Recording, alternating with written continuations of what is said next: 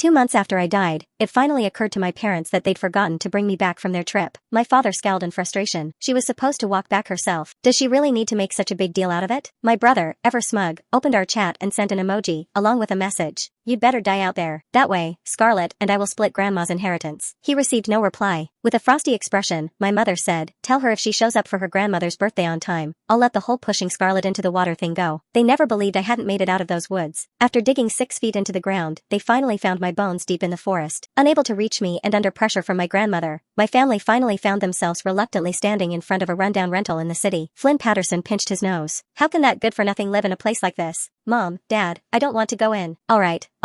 You two can head back. Your dad and I will take it from here, my mother replied. Scarlett Patterson clung to my mother's arm, her face a mask of concern. Seriously, can't Whitney grow up for once? She didn't answer our calls or texts, and now you two had to come all the way here. I'll make her pay for this. My mother's eyes flashed with anger as she pulled my father inside. They trudged up 4 flights of stairs, panting as they finally stopped in front of apartment 401. When my father knocked, a burly man with no shirt answered the door. Who are you looking for? Seeing him instantly ignited my father's temper. What's your relationship with my daughter, and why are you living here? My mother stormed past him, fuming as she shouted, Whitney, get out here. Have you really had the nerve to live with someone without telling us? Just then, a heavily pregnant woman stepped into view. Did you come to the wrong place? We've been living here for 2 months now, she said. My mother's impatience was evident. This is the address my daughter, Whitney, gave us. How could we be wrong? The middle-aged man, frustrated by my mother's refusal to listen, shoved her out of the way. Get lost. You don't even know where your own daughter lives, and you dare call yourselves parents. Suddenly, the pregnant woman chimed in. Is Whitney the previous tenant? The landlord said she owed a month's rent and couldn't be reached, so we took the place. Hearing this, my mother's brows shot up in anger. She moved out without a word? Well, this was a pointless trip. What an ungrateful daughter. Just as they were about to leave in a huff, the landlord returned. Upon learning that they were my parents, he immediately began demanding rent. You need to pay her back rent now, and get her stuff out of here, so it doesn't take up my space. My parents, skeptical, followed the landlord to the storage room where my things were kept. Dust covered everything, having been untouched for 2 months. My father recognized a few of my favorite clothes. Those are definitely hers. My mother frowned, coldly stating, is Whitney doing this on purpose? Leaving all this junk behind for us to clean up after her? The landlord couldn't take it anymore and said, it's not junk. These are her things. There are albums and important documents in there. She's a nice girl. I kept everything for her. My mother dismissed him with a wave of her hand. The storage room reeked of mildew. Holding her nose, she stepped back outside and called my phone. After several unanswered calls, she left a message. Whitney, are you done with this nonsense? Your dad and I are at your rental right now. Hurry up and come back. Her usual tone dripped with disdain, her disgust unfiltered. She wasn't surprised that I hadn't replied to Flynn's messages. After all, my little brother and I had become enemies thanks to Scarlett, my elder sister's instigation. But ignoring a message from her own mother? That was unprecedented. Frustrated, she turned to my father and said flatly, let's just forget about her and go home. I can't stand being here a second longer. The landlord, overhearing, glared at her. Hey, that's rude. Anyway, are you taking her stuff or not? If not, I'll just throw it out, he said, clearly fed up. Realizing he wouldn't get the rent from my parents, the landlord decided to let it go. Without looking back, my mother walked away. Enraged, the landlord barked, don't you have any compassion? Your daughter hasn't been in touch for 2 months. Aren't you worried something might have happened to her? My mother sneered. That girl has a strong spirit. If anything happened, I'd be shocked. When they got home, my mother called my grandmother. Mom, what's so special about that ungrateful girl? You can leave everything to Scarlett and Flynn. Why bother with Whitney? My spirit hovered nearby, unable to suppress a bitter laugh. I was her only real daughter. Why did she hate me so much? My grandmother was so furious she could hardly catch her breath. How did I end up with such a heartless child like you? I hadn't heard from her in the 2 months I was abroad. I'd been worried sick while I was abroad, and now I can't even reach her since I came back. You must have bullied her. She's living with you, isn't she? Get her on the phone right now. My mother hesitated, shooting a glance at my father. 2 months ago, Flynn had an impulsive idea to go camping in the restricted Wild Valley. I knew it was risky, but I was eager to bond with my family and had even taken time off work. I never expected Scarlett would fall into the water. When she was pulled out, she immediately accused me of pushing her. My mother slapped me several times in a fit of rage, completely ignoring my attempts to explain, left me in the wild. Little did they know, I never made it out of those woods. After 2 months of silence, they couldn't contact me now. Yet my mother still managed to calmly complain to my grandmother. It's her fault for being so disobedient. She's constantly jealous and refuses to get along with her siblings. And now, who knows where she's run off to? When did my mother go from being indifferent to treating me like a heartless demon? When I lived with my grandmother, she would always insist on their visits before my parents would even think of coming back to see me. But without Scarlett and Flynn around, they would be focused on me, albeit reluctantly. Those were moments I cherished. Later, when they decided to take me away from my grandmother to live with them, I was hopeful that they were finally giving me a loving home. But once I arrived, I quickly realized I was just a marginalized orphan. Even though my parents' home wasn't as grand as my grandmother's villa, Scarlett had a room full of Barbie dolls and beautiful princess dresses. Because Scarlett didn't like to see me wearing the designer clothes my grandmother bought for me, my parents shoved them into a small, shabby box in the corner, leaving me to wear the clothes Scarlett didn't want. Flynn had a full set of top-of-the-line soccer gear and the latest gadgets, while I simply wanted a computer. My parents promised to get me one, but it never materialized. I had lived my life constantly trying to please them, yearning for even a sliver of their attention. Now, I no longer had to force myself to seek out that pitiful warmth. Through the phone, my grandmother said that she would donate her entire fortune to charity if she didn't see me before hanging up in a fit of anger. My mother's expression darkened upon hearing that. My father flicked the ash from his cigarette as he remarked, "All she does is throw tantrums. We should have never brought her to live with us." My mother sat down on the couch, her face grim. "We need to start keeping a closer eye on her. If we keep letting her have her way, who knows what kind of trouble she'll cause next." With that, my father personally called me. It was rare for him to take the initiative like this. After searching for a while, he finally found my number. But when he dialed it, the line rang without response. There was only a mechanical voice saying that the phone was turned off. His face darkened as he cursed under his breath. "That ungrateful girl is deliberately hiding from us. Does she think our family can't live without her? She should take a good look at herself. I want to see how long she can keep this up." Just then, Flynn came downstairs. Hearing our parents' angry remarks, he chimed in, "Mom, Dad, you shouldn't worry too much. Whitney cares the most about Grandma. She'll definitely come back for her birthday party." With those words, my parents finally began to relax a little. Flynn, as usual, picked up the remote and turned on the TV, eager to catch the game. But he inadvertently switched to the local news channel. The headline was striking. "A body was discovered by a tourist in Wild Valley. Effective immediately, the area will be completely closed off to visitors." The news anchor continued to urge the public to steer clear of the hazardous area,